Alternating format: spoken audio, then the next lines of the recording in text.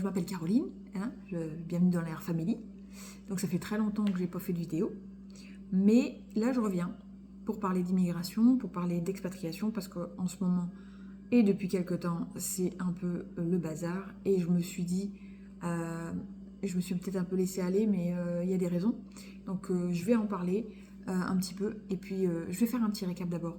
Mais si tu es là, c'est que tu es expatrié, ou en tout cas que tu es en train de te poser des questions sur un futur projet. Donc moi je t'emmène avec mes informations en ce qui concerne mon projet. Et puis ça peut peut-être te donner des astuces, des trucs que tu n'as pas pensé. Et puis voilà. Donc c'est parti, hein. Dans ma dernière vidéo, j'ai parlé d'expatriation, effectivement, mais elle remonte à très longtemps. Donc c'est pour ça que je fais un récap. Donc je me suis expatriée avec mon mari Cyril, mon fils Zach, ma fille Zoé et mon chien, Labrador, One, qui est une femelle d'ailleurs. Je dis un chien, mais c'est une chienne. Et nous sommes tous partis en Chaudière-Appalaches, au Québec. Donc on a fait 5000 km, on venait de la France, bien sûr, nous sommes français, et on venait de la région Rhône-Alpes-Auvergne, dans le département de la Drôme. Je fais coucou aux Drômois si vous passez par là. Bon, voilà, ça faisait longtemps. Bon, voilà. Donc ça, c'était la base. C'est nous, quoi. Ah, pourquoi? Oui, tu fais bien de poser la question. Eh bien, pourquoi on a quitté la France J'ai envie de te dire que pourquoi pas. Non, on a quitté la France pour une simple et bonne raison, et plusieurs d'ailleurs, pour l'insécurité, pour le système scolaire et pour le désir de voir autre chose. On ne se sentait plus à notre place là où on était. On se sentait différent de notre entourage. Pourquoi on ne trouverait pas une place qui nous corresponde, des gens qui nous correspondent aussi? Pourquoi pas? L'ambiance générale de la France ne correspondait plus. Vraiment. Donc, chaque point que j'ai dit là, je ferai une sorte de journal de bord, où j'expliquerai un petit peu ces points-là, le pourquoi du comment. Et puis, je ferai des VS avec le Québec. Ok? Mais ça viendra après. Là, pour l'instant, je fais des informations d'une sorte de retour à la chaîne. Ok? Voilà. Mais on a tout plaqué. Et on l'a fait. Donc si nous, on y est arrivé, on est une famille lambda, hein, donc tu peux le faire. Que tu sois seul ou avec une famille, je suis sûre que tu peux le faire. Il faut juste être bien préparé et avoir les bonnes informations. Oui, bonne question aussi. Comment on a fait ça? On a fait ça comme ça. C'est pas vrai du tout. Non, on ne jette pas des doigts et on a tout qui arrive sur la table, on le sait très bien.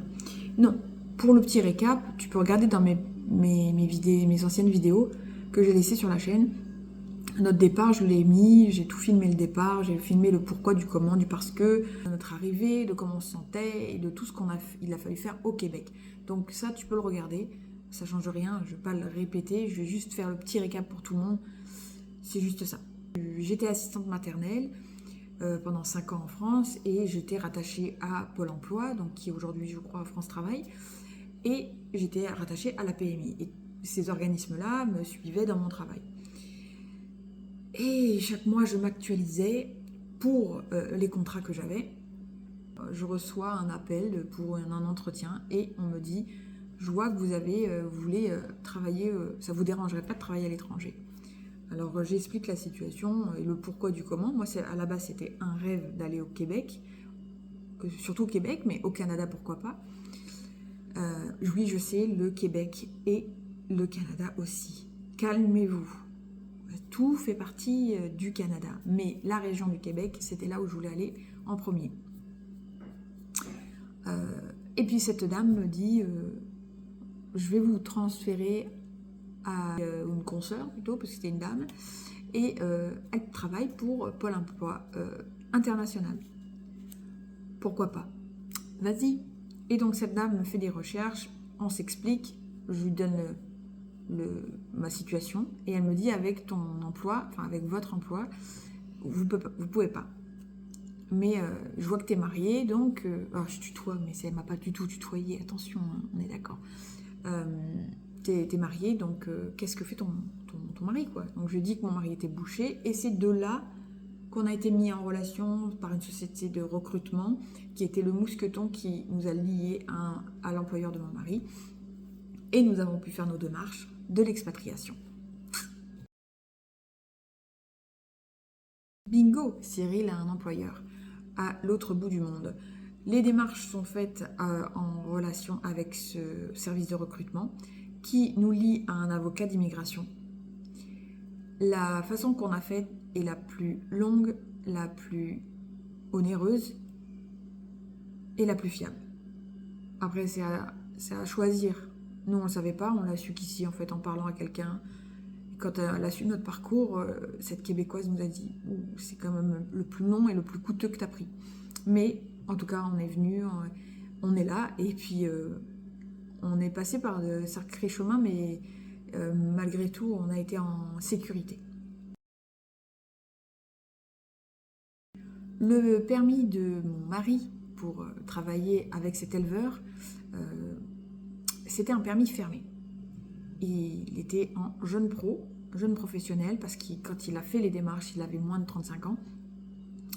Et c'était parti pour 2 ans. Quand on a reçu nos lettres d'immigration, on a pu accéder à ce permis-là. Nous, on était rattachés, les enfants et moi. Moi, j'étais en permis ouvert. Moi, je peux travailler où je veux. Je peux avoir 4 boulots. Voilà, peu importe. J'ai des exceptions. Je vous en parlerai plus tard. Mais j'ai des exceptions. Mais à part ça, je peux travailler n'importe où et autant d'heures que je veux. Voilà. Les enfants ont un permis d'études qui plus tard ont été changés, en tout cas pour Zoé, ont été changés parce qu'elle a eu 14 ans et elle a pu travailler. Donc on a pu le changer en permis de travail et études. L'expatriation de 2022 jusqu'à 2024 était sous un mood de, si je dois mettre un mot dessus, c'était adaptation.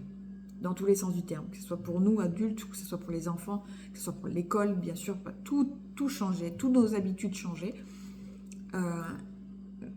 On a l'impression d'y être fait très vite en fait, parce que on a l'impression aujourd'hui d'avoir oublié nos habitudes de France, qu'on avait en France. Et moi, pendant 40 ans, je veux dire, je suis restée en France pendant 40 ans, donc je pense que les habitudes, je les avais bien acquises. Mais j'ai très vite pris mes marques, mais ça a été pour moi plus difficile que pour les 3 autres. Je tiens à préciser. Donc, attends. Oui, je regarde mes petites notes. Mais oui, tout ce qui est... Pour les enfants, la primaire pour Zach, il devenait le seul français dans une école primaire. Donc, il est devenu une minorité. Ça a été compliqué de s'adapter, mais ça a été le plus fort, le plus... peut-être parce que c'était le plus jeune, en fait. Mais en tout cas, il a réussi à s'adapter, à se faire des amis.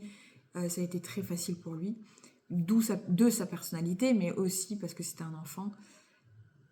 Et puis aujourd'hui, il a, je crois, aucun souvenir ou très peu de souvenirs de France. Donc c'est que l'adaptation s'est bien faite. Pour ma fille au secondaire, c'était plus compliqué, mais elle s'est battue sur beaucoup de choses, mais elle a réussi quand même à s'adapter un temps. Et puis ensuite, elle a changé son fusil d'épaule et elle a fait autre chose. Puis pour nous tous les deux, le travail, Cyril s'est adapté à un employeur, mais il n'a pas le choix, c'était celui-là et pas un autre. Donc il a dû s'adapter, et je pense qu'il s'est adapté. Je ne sais pas s'il réussirait à retravailler en France comme ça, je ne sais pas. En tout cas, il apprendrait peut-être aux Français à se calmer et à travailler moins vite, parce que c'est souvent ce qu'on lui reproche depuis ces 4 ans maintenant, de travailler trop vite. C'est pas pour autant qu'ils sont lents, mais... je sais pas, il est trop rapide. Et puis, lui, il a été renouvelé en EIMT. Donc, l'EIMT, c'est étude d'impact sur le marché du travail. Donc, tu peux regarder sur Internet, Google te le dit. C'est parce que tu as une formation. En plus, Cyril a une formation française, donc c'est quelque chose qu'ici, ils n'ont pas. Donc, ça impacte le marché du travail, puisque, ils n'ont pas de travailleurs sur ce métier-là précis, avec une formation bien précise. Pourtant, ils ont débouché, hein, mais il n'y en a pas assez. Vraiment pas. On est soulagé. À ce moment-là, on est tous renouvelés. Parce que du moment que Cyril est renouvelé, on est tous renouvelés pour 2024 jusqu'à 2027. Donc on a 3 ans devant nous. Pas tout à fait, mais on revient à ça après. Grâce à ce temps qui nous était imparti, on a décidé d'acheter une maison. On avait la possibilité d'acheter une maison. Donc c'est ce qu'on a fait. On était super contents. Malheureusement, on a eu des petits soucis à ce niveau-là. Je mets des petits points là, tu vois. Mais j'en reparlerai dans mon journal de bord. Ces petits soucis ont fait qu'on est devenu... on a eu une situation financière assez contraignante. Mais on a toujours eu à manger, on n'a pas vécu dehors, on ne s'est pas fait saisir la maison. Non, rien de tout ça, mais c'est pareil. Ça, j'en expliquerai. Ça peut arriver, mais nous, ça nous est arrivé à nous, quoi. Voilà. Je dis pas que ça arrive à tous les expats, ok, et je le souhaite, mais c'est pas dramatique non plus. Mais c'est un truc, on aurait bien voulu qu'on nous le dise en fait. Je t'en reparle plus tard. Si je fais ce récap, c'est parce que 2025, tu vois, entre 2024 et 2027, si tu veux, on a 3 ans, mais il faut qu'en 2025, il fallait à partir de là, qu'on demande notre résidence permanente. Donc, on a mis tout le début janvier, tout début 2025, on a recollecté tous les papiers pour le dossier de résidence permanente. Alors, c'est à peu près tous les papiers qu'on a eu au premier permis. Donc, moi, j'avais gardé tous les papiers dans un dossier 2022-2024. Donc, j'ai tout récupéré mes dossiers. Et en plus, pour la résidence, on nous a demandé de faire des tests de français pour voir si on parlait bien français. Oui, non, je vois ce que tu veux dire. Nous sommes français, on a des passeports français, mais on a besoin d'un test de français pour savoir si on comprend bien la langue française. C'est toujours pas plus limpide, hein, mais on a fait ces tests. Des tests de compréhension orale et d'expression orale. Pas écrite, mais j'aurais préféré moi, mais pas grave. On peut pas choisir, donc voilà. La résidence permanente, j'ai envie de dire. Là, on est en 2025 à ce moment-là, et notre dossier est prêt. Je reçois tout de France, parce que les actes de naissance, il fallait que j'attende un peu que ça vienne et tout. Mais à part ça, le dossier est complet.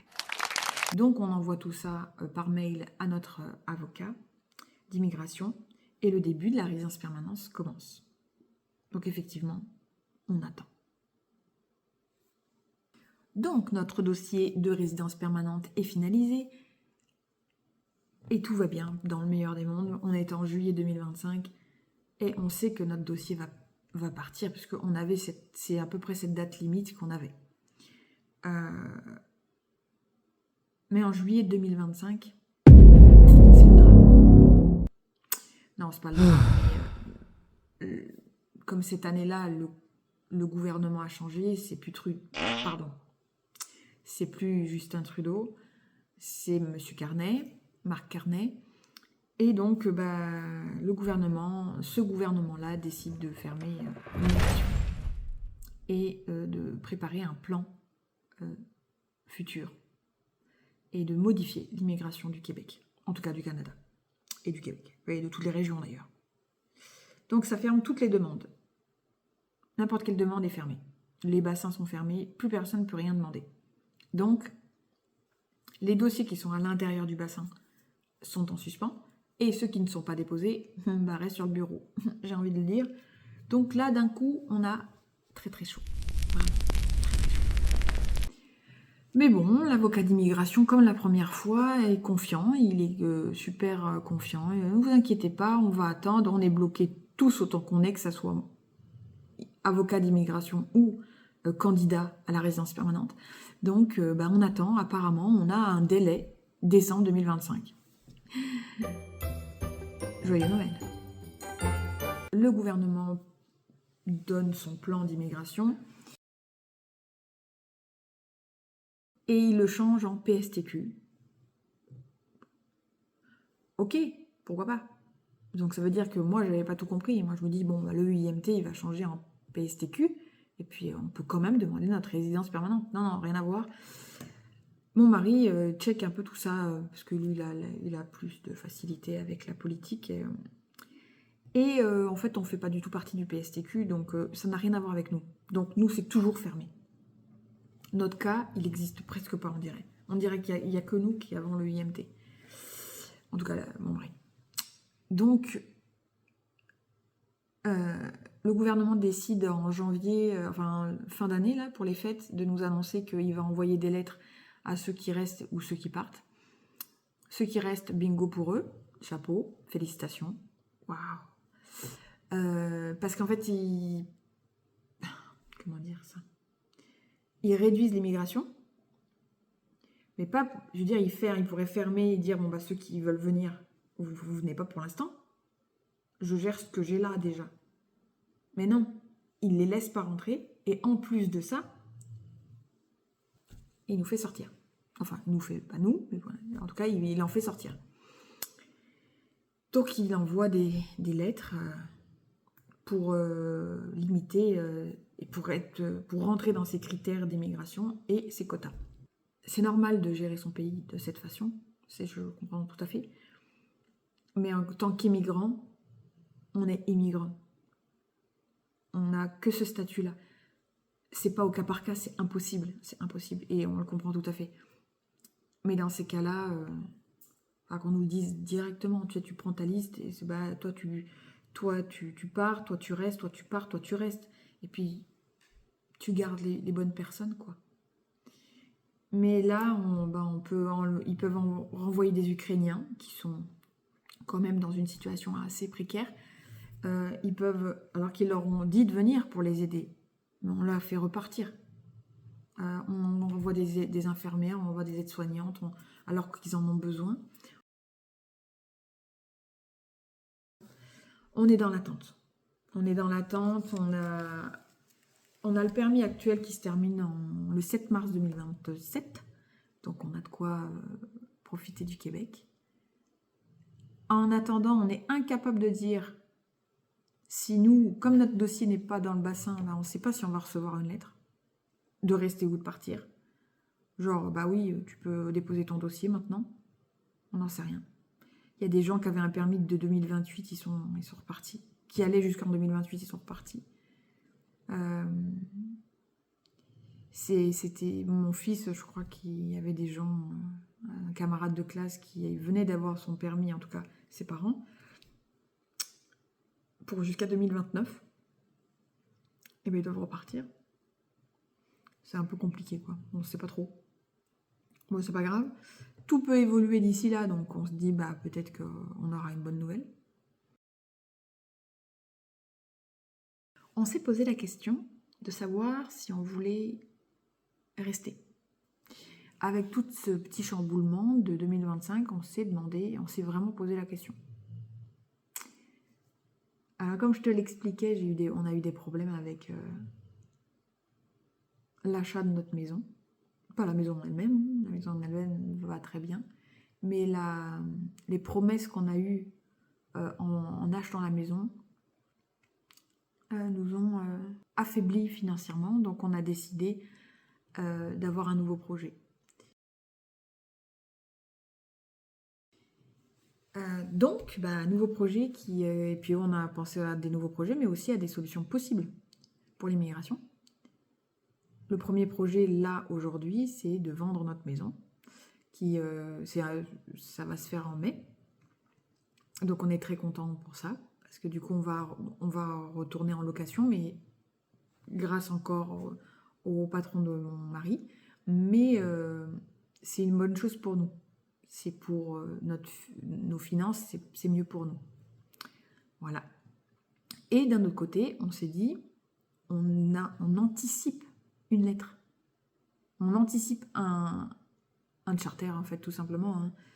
On n'a pas envie qu'on nous dise partez dans 3 semaines, quoi, et la maison, on en fait quoi?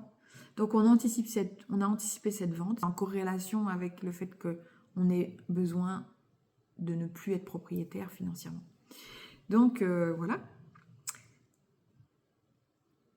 Mais il y avait d'autres solutions. On les a cherchées en tout cas.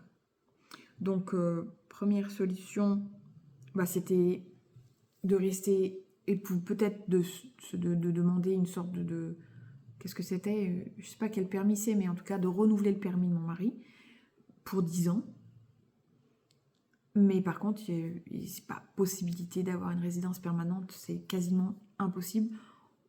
Et puis bon, faut rester 10 ans là. On ne bouge pas, on n'a pas le droit d'aller. Mon mari n'a pas le droit de faire de formation, il n'a pas le droit d'enseigner, il n'a pas le droit de.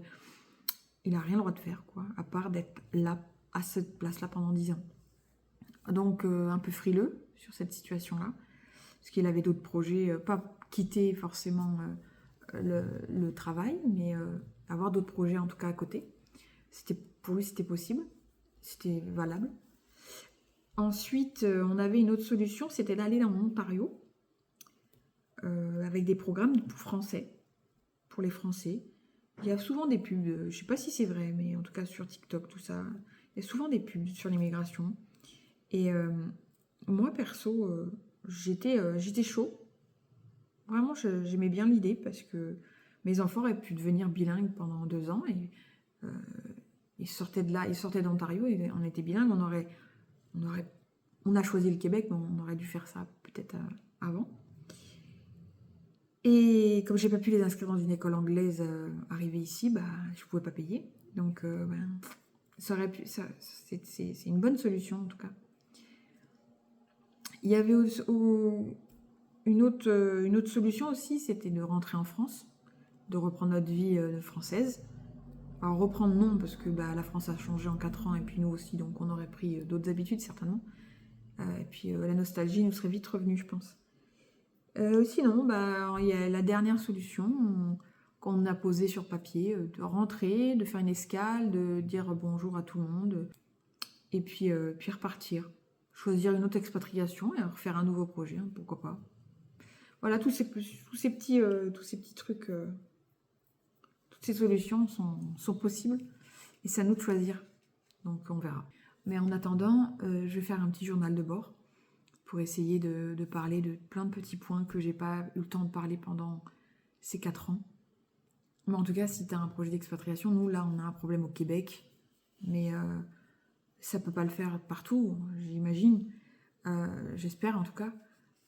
Et puis, il faut savoir, il faut toujours garder l'espoir au niveau du Québec parce que mon papa m'envoie beaucoup d'espoir de rester, tout ça. Et il a trouvé une famille qui est partie il n'y a pas longtemps de France au Québec et ils ont réussi. C'est un peu la même famille que nous. Un couple avec 2 enfants, un chien. Et ils sont arrivés un peu comme nous. Et quand je les écoute, j'ai l'impression de nous voir au début. Et je leur souhaite du courage. Mais surtout, du courage, t'en as pas besoin. Je veux dire, tu vis ta vie, tu t'explores, et puis c'est beau ou c'est pas beau. Puis voilà, c'est pas. Il y a des VS, tu vois. Il y a des pour, il y a des contre. Bon.